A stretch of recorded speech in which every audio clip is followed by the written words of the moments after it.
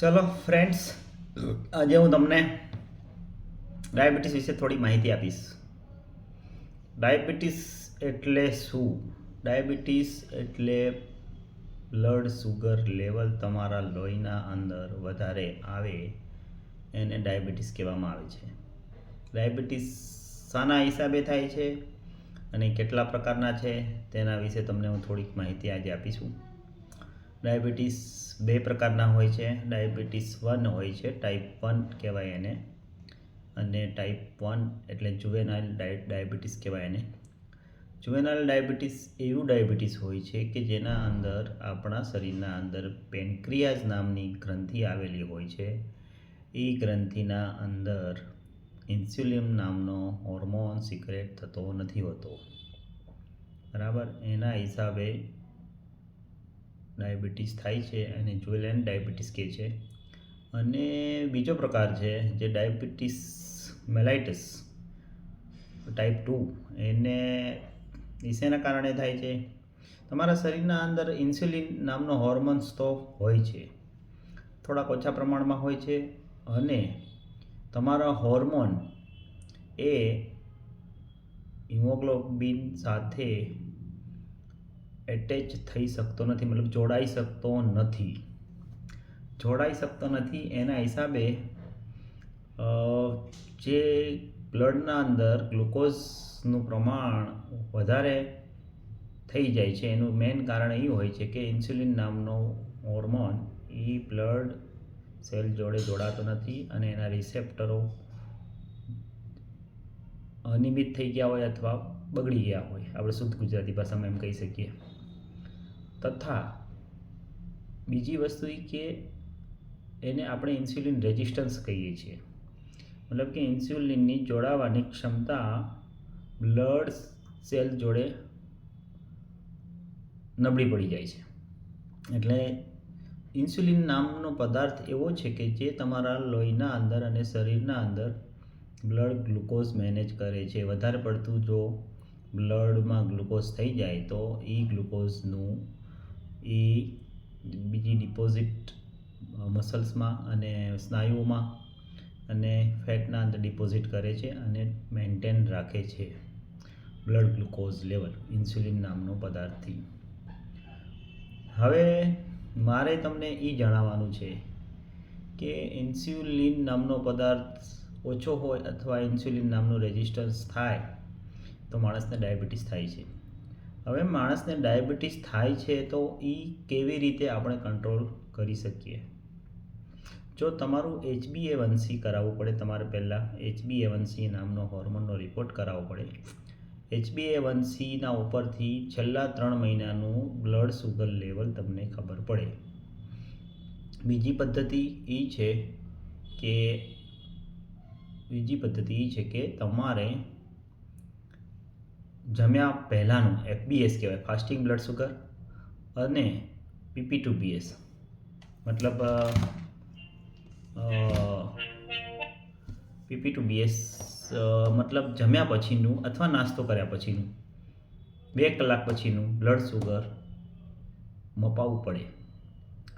એના ઉપરથી જો સુગરની લેવલ, ફાસ્ટિંગ બ્લડ સુગરનું લેવલ 80 થી 120 ગ્લુકોઝ મીટર પ્રમાણે ચાલતું હોય તો એ નોર્મલ કહેવાય, અને 120 થી 160 જમ્યા પછીનું 2 કલાકનું હોય તો PP2BS 160 થી ઉપર જાય તો એ ડાયાબિટીસમાં કહેવાય.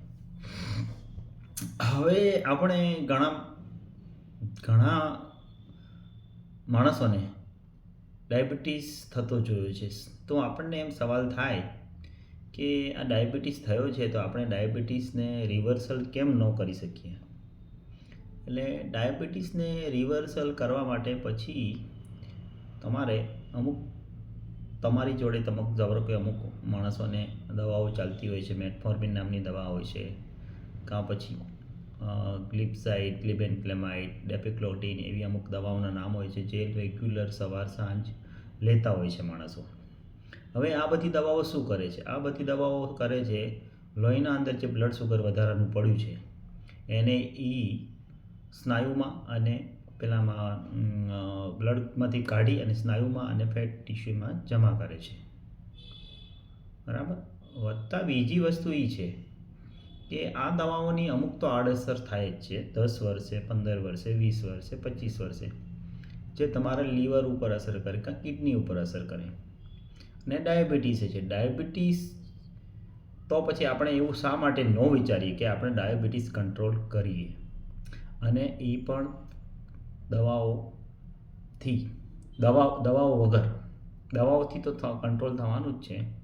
તો દવા વગર ડાયાબિટીસ કેવી રીતે કંટ્રોલ કરવો એના વિશે આજે હું થોડીક તમને માહિતી આપીશ.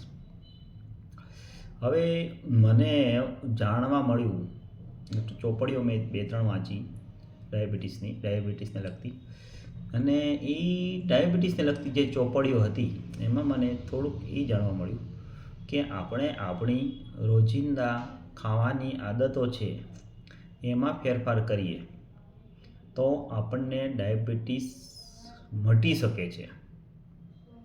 બરાબર. એટલે આ એક જાતની આદતો પાડવી પડશે આપણને. ધારો કે આપણા રોજિંદા ખોરાકના અંદર તમે સવારે ચા પીતા હો અને ચાની સાથે ભાખરી ખાતા હો. બીજી વસ્તુ એ કે બપોરે તમે નાસ્તાના અંદર ચા અને જે ખાતા હોય, કોઈ પણ કાર્બોહાઈડ્રેટ તમે વધુ પ્રમાણમાં લેતા હો. કાર્બોહાઈડ્રેટ એવી વસ્તુ છે કે જે એ તરત ને તરત ગ્લુકોઝમાં કન્વર્ટ થઈ જાય છે તમારા શરીરના અંદર. એટલે તમારે કાર્બોહાઈડ્રેટનું લેવલ ઘટાડવું પડશે.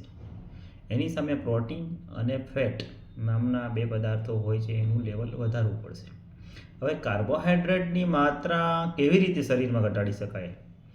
એનું એક જ કારણ છે કે કાં તો તમે ઇન્ટેક ઓછી કરી દો કાર્બોહાઈડ્રેટવાળી, મતલબ કે કાર્બોહાઈડ્રેટવાળા ફૂડ ખાવાનું નથી.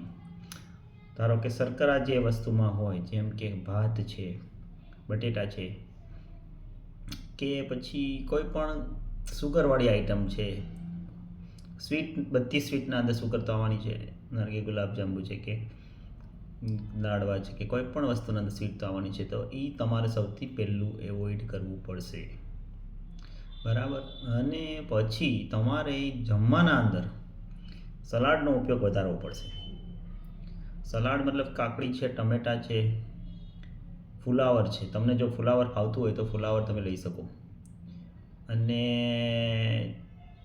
બીટનો ઉપયોગ ઓછો કરવો. બીટના અંદર શર્કરા હોય છે એટલે બીટ નહીં ખાવું. ટમેટાં, કાકડી અને ફુલાવર, કોબી તમને ફાવે તો ખાઈ શકો છો. એટલે જ્યારે પણ તમે જમવા બેસો ત્યારે ફણગાવેલા મગ છે કે ચણા છે કે સલાડ છે એનો ઉપયોગ ચેન્જ કરો. તમારી ડાયટ જે પેટર્ન છે એ બદલો. તમે ધારો કે આજે મારી જ વાત કરું કે મારે સવારે ચા અને ભાખરી 2-3 ભાખરી ખાઈ જતો હતો અને ચા પીતો હતો, ચા 5-7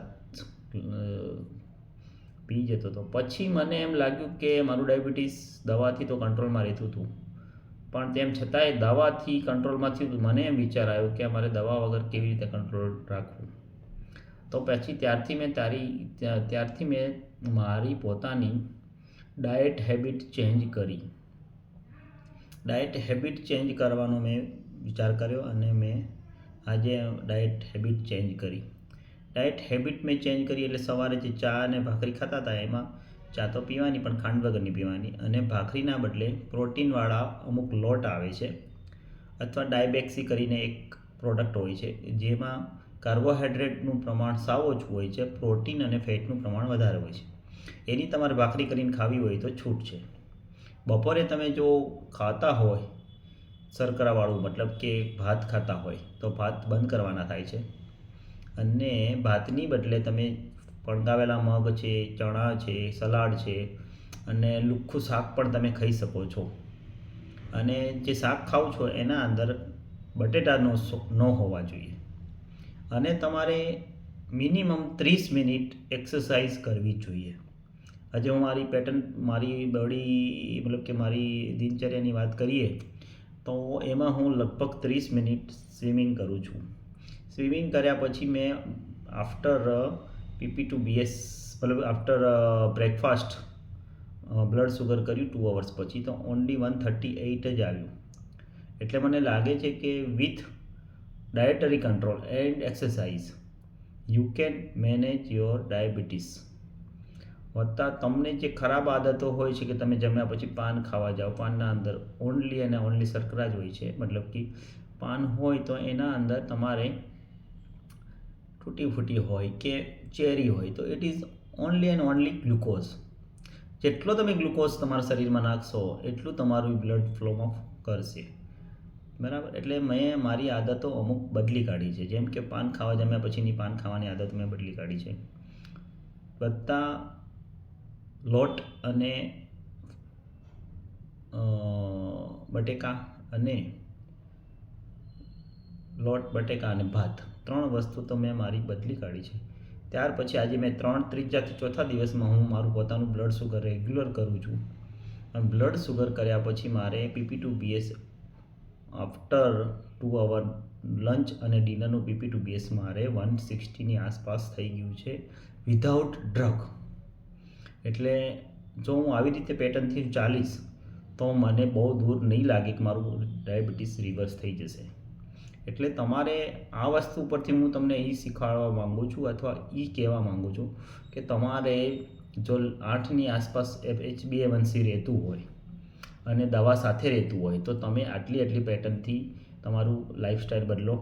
તમે ખોરાકના અંદર ફેરફાર કરો, એક્સરસાઇઝ કરો. જમ્યા પછી મિનિમમ અડધો કલાકથી 15થી 20 મિનિટથી અડધો કલાક તમારે પોતાને ચાલવું જોઈએ. એટલે એના હિસાબે તમારી એનર્જી બંધ થશે અને સાથે સાથે ગ્લુકોઝે બંધ થશે. અને એના હિસાબે તમારું જે નોર્મલ જે બ્લડ સુગર લેવું જોઈએ એ તમારે રહેશે. આ બ્લડ સુગર વધી જવાથી શું થાય છે એ તમને હું કહેવા માગું છું.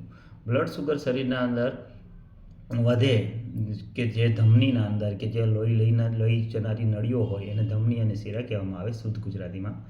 તો આ જે ધમની અને શીરા છે એ બ્લડ સુગર વધારે પડતું હોય તો એ બરડ થઈ જાય છે અને એ બરડ થવાના હિસાબે તમને હાર્ટ એટેકના ચાન્સીસ વધી જાય છે. અને મગજની નસો જે નાની પટલી જતી હોય છે એ જો બરડ થાય તો તમારે બ્રેન સ્ટ્રોક થવાના ચાન્સીસ વધી જાય છે. વધતા તમને જો ગ્લુકોઝ તમારા શરીરના અંદર વધારે હોય તો તમને ચેપ લાગવાની શક્યતા વધી જાય છે અને જો તમને ચેપ લાગ્યો હોય તો તમને તાત્કાલિક મળતું નથી હોતું. એટલે આ ડાયાબિટીસને હંમેશા કંટ્રોલમાં રાખવો જોઈએ. અને કંટ્રોલમાં રાખવા કરતાં હું તો એમ કહીશ કે મેં ડાયાબિટીસને કંટ્રોલમાં રાખવા કરતાં હું રિવર્સ જ પેટર્ન કરવા માગું છું, જેથી મારે દવા લેવી ન પડે. દવા શા માટે નથી લેવાનું આગ્રહ રાખું છું? કારણ કે દવા મારા શરીરને તો નુકસાન કરશે જ, આજે નહીં તો ભવિષ્યમાં. એટલે મારે એવી મારી લાઈફસ્ટાઈલ બદલવી જ પડશે કે જેમાંથી મને દવાથી છુટકારો મળે અને મારી બોડી નોર્મલ રહે. એટલે મારા બધા મિત્રોને આ સલાહ છે કે તમે તમારા ડાયાબિટીસ કંટ્રોલ નહીં પણ રિવર્સ કરો. કંટ્રોલ નથી કરવો આપણે. ડાયાબિટીસને રિવર્સ કરો એવી રોજ પેટર્ન બનાવો લાઈફસ્ટાઈલની કે જેના અંદર શર્કરાનું પ્રમાણ 25% જ રહે અને બાકીની બધી વસ્તુનું પ્રોટીન અને ફેટનું પ્રમાણ 75% રહે. તો તમારે કોઈ જાતની દવા લેવાની જરૂર નહીં પડે. બરાબર. શરૂઆતના દિવસોમાં તમે એટલું કરશો અને તમારી લાઈફ પેટર્ન બદલો તો 100% તમારું ડાયાબિટીસ કંટ્રોલમાં આવશે. Okay, good bye.